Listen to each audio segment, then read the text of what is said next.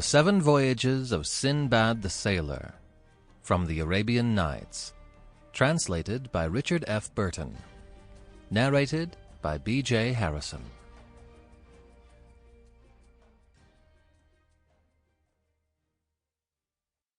There lived in the city of Baghdad, during the reign of the commander of the faithful Harun al-Rashid, a man named Sinbad the Hamal, one in poor case, who bore burdens on his head for hire.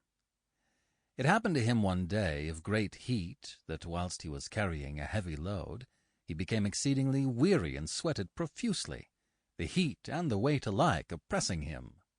Presently, as he was passing the gate of a merchant's house, before which the ground was swept and watered, and there the air was temperate, he sighted a broad bench beside the door.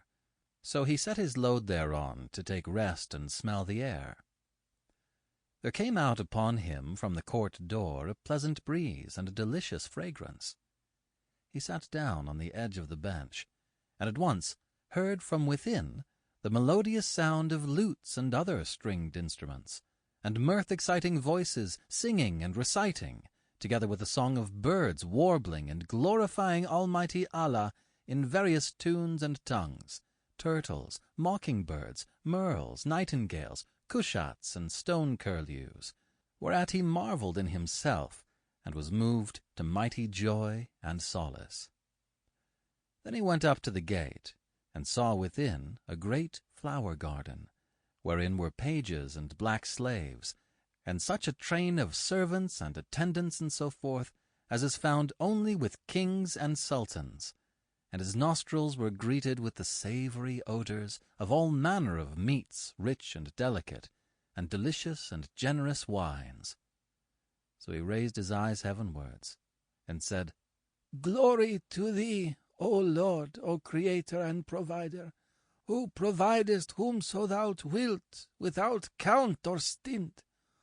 O mine Holy One, I cry thee pardon for all sins, and turn to thee, repenting of all offences.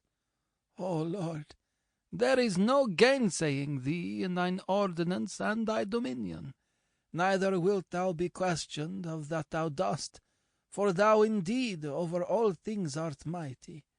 Extolled be thy perfection. Whom thou wilt, thou makest poor, and whom thou wilt, thou makest rich. Whom thou wilt, thou exaltest, and whom thou wilt, thou abasest.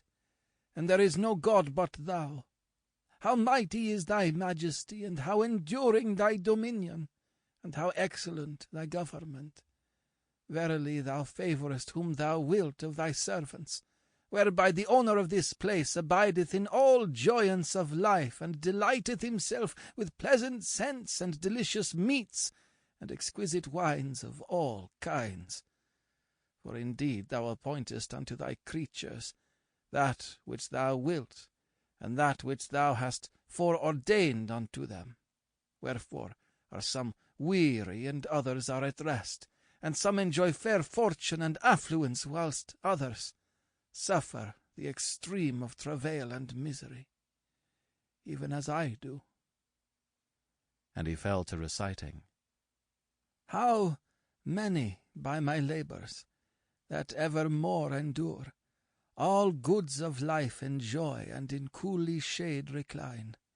Each morn that dawns I wake in travail and in woe, and strange is my condition, and my burden gars me pine. Many others are in luck, and from miseries are free, and fortune never loads them with loads, the like of mine.